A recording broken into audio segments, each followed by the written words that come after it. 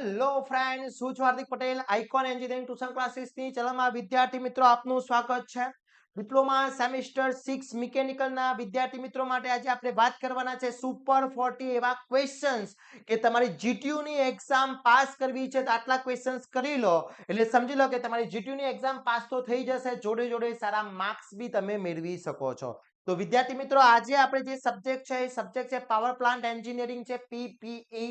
જે સબ્જેક્ટ છે એના most and very most IMP 40 questions હું તમને અહીંયા પ્રોવાઈડ કરવાનો છું, જે તમારા જીટીયુ ની એક્ઝામમાં બહુ જ હેલ્પફુલ થવાના છે. આની વિદ્યાર્થી મિત્રો આની પીડીએફ છે એ આપણા કોર્સની અંદર મૂકેલી છે. કોર્સ આખો ડિઝાઇન કરેલો છે, એ લિંક મૂકેલી છે, ત્યાંથી તમે પરચેસ કરી શકો છો અને તૈયારી કરી શકો છો. અને બાકીના સબ્જેક્ટના બી આઈએમપી આવી જશે, ડોન્ટ વરી, ચિંતા કરવાની જરૂર નથી. જો હજી સુધી યુટ્યુબ ચેનલમાં તમે સબસ્ક્રાઇબ નથી કરી તો ફટાફટ સબસ્ક્રાઇબ કરી દેશો. અને જો તમે વોટ્સએપ ગ્રુપમાં જોઈન નથી થયા તો ફટાફટ જોઈન થઈ જશો, જેની લિંક બી બાયોમાં મૂકેલી છે. તો હવે વાત કરીએ વન બાય વન જે ક્વેશ્ચન્સ છે એની અંદર. તો પહેલા જે ક્વેશ્ચન્સ અહીંયા આપેલા છે, ફર્સ્ટ જે ક્વેશ્ચન્સ છે કે વિવિધ પાવર પ્લાન્ટ્સમાંના ઉર્જાના સ્વરૂપોના પગલા સમજાવવાના છે. અહીંયા મેં ડાયાગ્રામ સાથે તમને સમજાવ્યું છે કે ઇંધણ છે, તાપ ઉર્જા છે, યાંત્રિક ઉર્જા છે એ હીટ એનર્જી છે, મિકેનિકલ એનર્જી છે, ઇલેક્ટ્રિક એનર્જી, એ બધા સ્ટેપ તમારે સમજાવવાના છે. બહુ ઇમ્પોર્ટન્ટ સ્ટેપ છે. સેકન્ડ ક્વેશ્ચન છે વ્યાખ્યાઓ આપવાની છે. બ્લેઝ લોડ પાવર પ્લાન્ટ છે, પીક લોડ પાવર પ્લાન્ટ છે, નર્સિંગ પાવર પ્લાન્ટ છે, ઇમરજન્સી પાવર પ્લાન્ટ છે, સ્ટેન્ડ બાય પાવર પ્લાન્ટ છે, મોબાઈલ પાવર પ્લાન્ટ છે. આ બધા જ વસ્તુ તમારે પ્રોપરલી સમજ. ઓકે, એના પછી વિદ્યાર્થી મિત્રો નેક્સ્ટ ક્વેશ્ચન છે લોડ કરવા આકૃતિ સાથે સમજાવવાનો છે. લોડ કરવા જે અહીંયા બતાવેલો છે તમારે પ્રોપરલી સમજાવવાનો છે. Very and very most important છે. ઓકે, પછી what is a tariff, the list of method of tariff and calculate and explain any two. અહીંયા તમને કીધું છે કે ટેરિફ એટલે શું છે તે નક્કી કરવાની પદ્ધતિના નામ લખી અને ટેરિફ તમારે અહીંયા સમજાવવાનો છે. ઓકે, તો ટેરિફ નક્કી કરવાની પદ્ધતિઓ કઈ કઈ છે? સ્લીપર રેટ પદ્ધતિ છે, ફ્લેટ રેટ પદ્ધતિ છે, બ્લેક રેટ પદ્ધતિ છે, ટુ પાર્ટ રેટ પદ્ધતિ છે, મહત્તમ માર્ક પદ્ધતિ છે. આ બધી જ મેથડો તમને પૂછી શકે છે. આમાંથી કોઈ બી અહીંયા મેં બે કીધી છે, કોઈ બી સેપરેટલી બી પૂછી શકે છે, એટલે ખાસ કરી લેજો. ઓકે, ક્લિયર બેટા?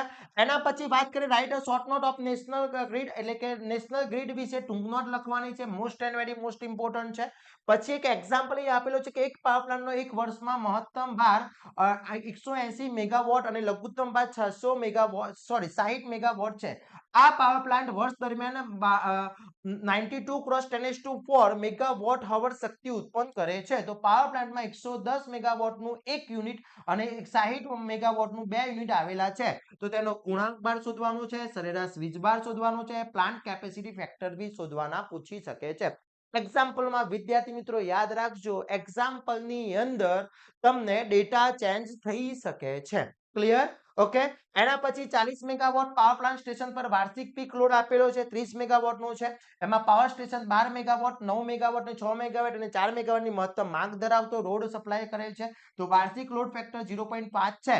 તો સરેરાશ ભાર, દર વર્ષ પૂરી પાડવામાં આવતી ઉર્જા, ડાય ફેક્ટર અને ડિમાન્ડ ફેક્ટર તમારે શોધવાના છે. આ બધા જ તમને એક્ઝામ્પલ 7 માર્ક્સ ની અંદર બી પૂછી શકે છે, એટલે ખાસ ધ્યાન રાખી લેજો. ઓકે, ક્લિયર બેટા?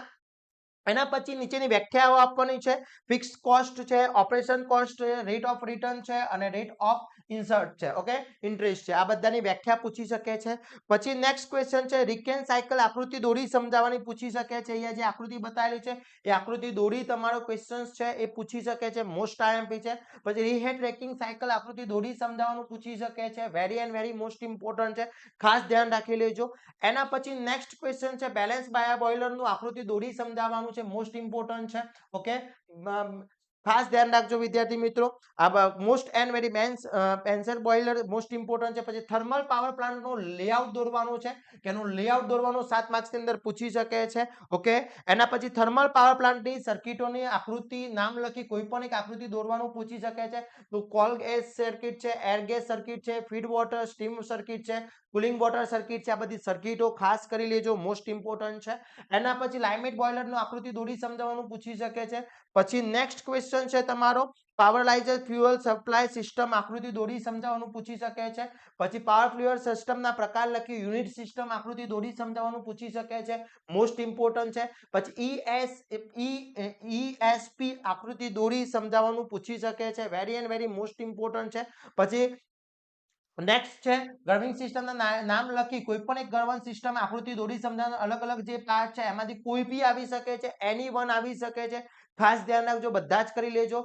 પછી રિકન સાયકલ પર કામ કરતા સિસ્ટમ પાવર પ્લાન્ટમાં બોઇલરનું દબાણ 35 બાર, કન્ડેન્સર દબાણ 0.1 બાર, ટર્બાઇનમાં દાખલ થતી વરાળનું તાપમાન 350 સેલ્સિયસ હોય તો રિકેન સાયકલની કાર્યદક્ષતા અને સ્પેસિફિક સિસ્ટમ વપરાશ શોધવાનો પૂછી શકે છે.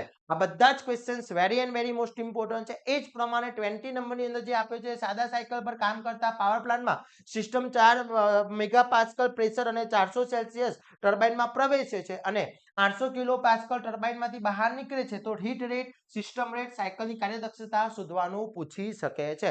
Very and very most important છે, ખાસ કરી લેજો વિદ્યાર્થી મિત્રો.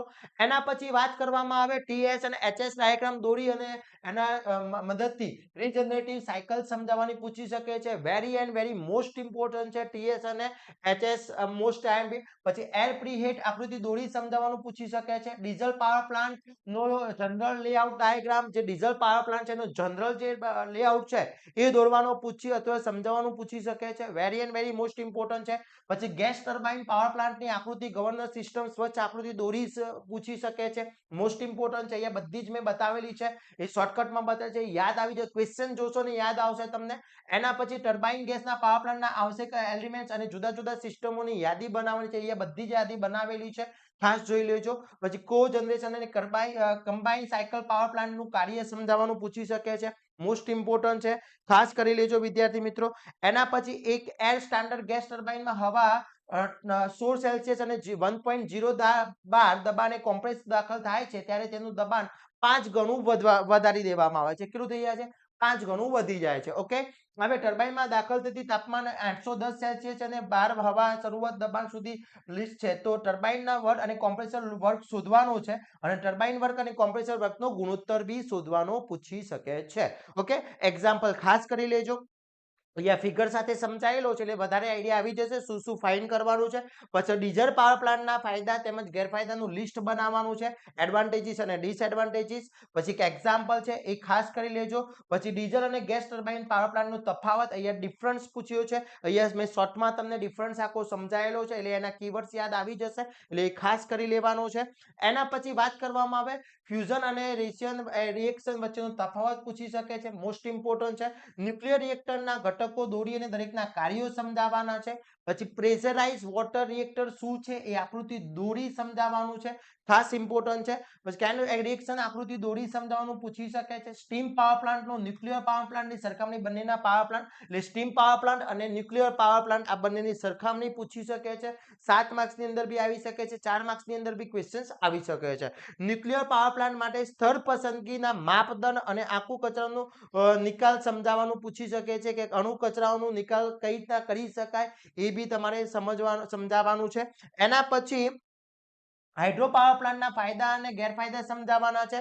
પછી સર્જન ટેન્ક, પેન સ્ટોક અને સ્પ્લિક વેનનું કાર્ય સમજાવવાનું છે અને હાઇડ્રો ઇલેક્ટ્રિક પાવર પ્લાન્ટની સ્વચ્છ આકૃતિ દોરી સમજાવવાની છે અને હાઇડ્રો ઇલેક્ટ્રિક પાવર પ્લાન્ટનું વર્ગીકરણ લખો અને તેમાંથી કોઈ સાઇટ પર પસંદગી માટેના અસર કરતા પરિબળો સમજાવવાના છે. તો આટલા ક્વેશ્ચન્સ પરફેક્ટલી કરી લો એટલે વિદ્યાર્થી મિત્રો સમજી લો તમારું આખું આ જે સબ્જેક્ટ છે કવર થઈ જશે અને આ બધા જ ક્વેશ્ચન્સ પ્રોપરલી કરી લેજો, એક બી ક્વેશ્ચન્સ રહી ના જાય એની ખાસ તકેદારી રાખવાની છે. ઓકે વિદ્યાર્થી મિત્રો, તો ફટાફટ વિદ્યાર્થી મિત્રો તમારા ફ્રેન્ડ્સમાં આ વિડીયો શેર કરી દેશો અને બાકીનો કયા સબ્જેક્ટની આઈએમપી જોઈએ છે એ બી તમે મને કોમેન્ટ કરી દેશો તો એનો બી આપણે જલ્દીથી જલ્દી વિડીયો બનાવી અને તમને પ્રોવાઈડ કરી દઈશું અને આવા જ નવા વિડીયો સાથે નવા દિવસે મળીશું. ત્યાં સુધી વિદ્યાર્થી મિત્રો મને રજા આપશો.